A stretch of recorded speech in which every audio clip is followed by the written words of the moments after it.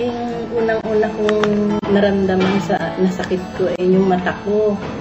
Pagka inatake na ako, sabi ng doktor, mali, pag inatake na kayo niyan, sasabayan na yan ang sakit nyo sa puso.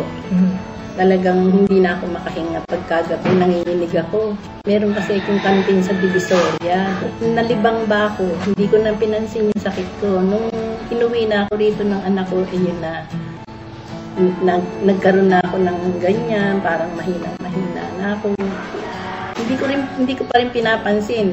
Lagi niya akong dinadala sa doktor, hindi naman gumagaling. Pinale-laser. Isang laser, 20. Isang mata. Bukol lang naramdaman ko, 2. May bukol ako sa sikmura. Sabing gano'n sa akin ng doktor, meron daw ako sa atay. Meron daw, nag-uumpisa doon sa atay ko, parang butlig.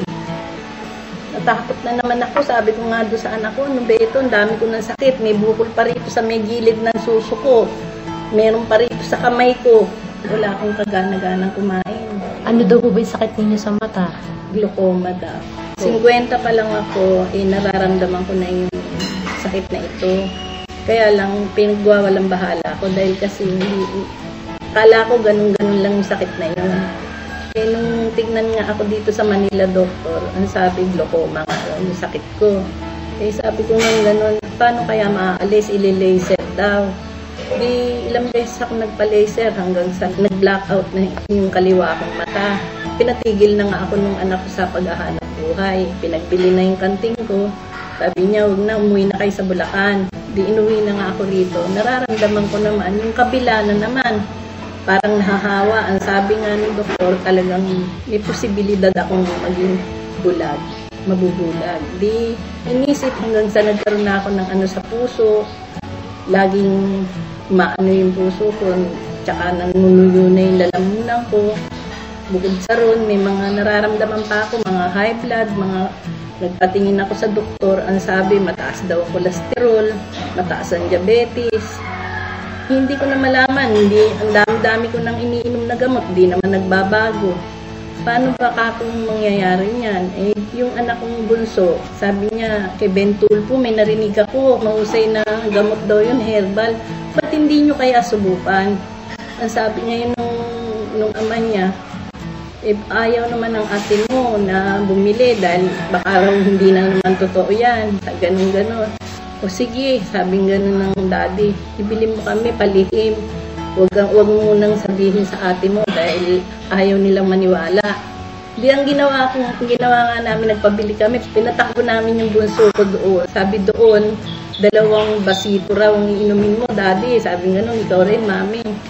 Hindi pa namin nakakatatlong araw, may naramdaman na kami. Parang nagbabago na, nawala na yung lagabog ng dibdib ko.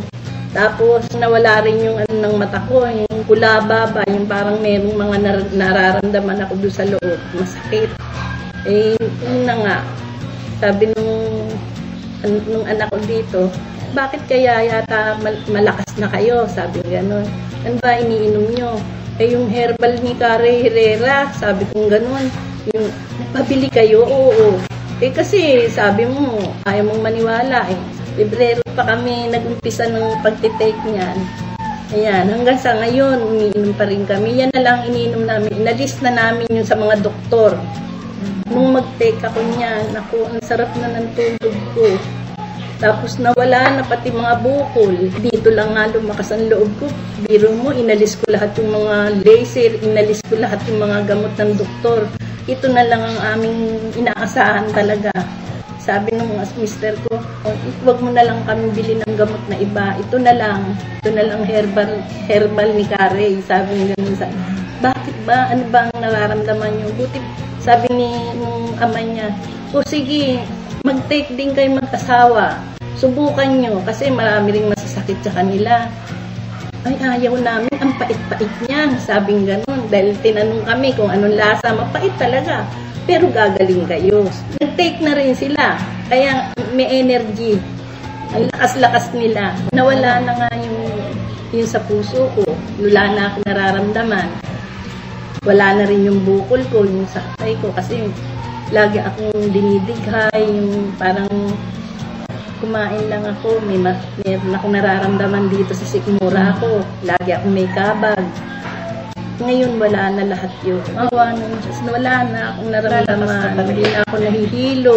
Ma'am, ano yung mga hindi mo nagagawa dati na ngayon activities mo nagagawa? Naku, ay, nakakapanahin na ako. Dati, hindi ako makalabas.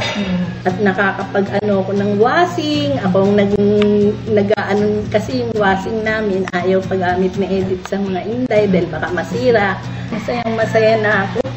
Sabi ko nga doon sa anak ko, kahit wala akong perang binibigay kayo, masaya ako, sabi ko ganun. Kasi wala akong nararamdaman sakit. Talagang wala na. Eto, kaya dati hindi ko to nagagawa. Ngayon, ayan, nakakapagtahi na ako, nakakabasa pa ako ng pocketbook. Sabi ni Edith, baka raw ako mabinat. Huwag daw akong manahi ng manahi. Ano ba ang gagawin ko sa buhay ko? Masayang-masaya na ako dahil gumaling ako sa herbal ni Kari. Wala naman akong dapat na katakot. Masayang-masaya na ang nararamdaman ko na yung paggaling ko. Wala na yung mga sakit na nararamdaman ko sa buhay. Eto, babasa-basa na lang ako ng pocketbook. Walang magawa. Nasisiyahan na ako at nakakabasa na ako. Maliwanag na sa aking mga mata ko. Basa nga ako na may dalawang strands.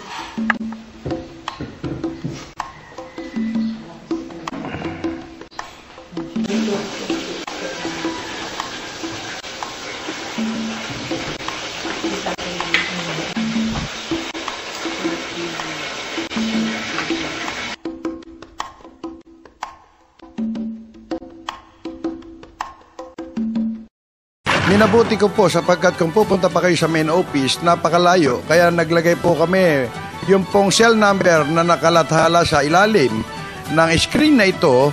Pwede po kayong makipag-ugnayan at ito po ay sinasabi ko at pinatotohanan. Ito po ay authorized distributor ng Abanyong Lingkod mula pa noon at magpakailan pa man.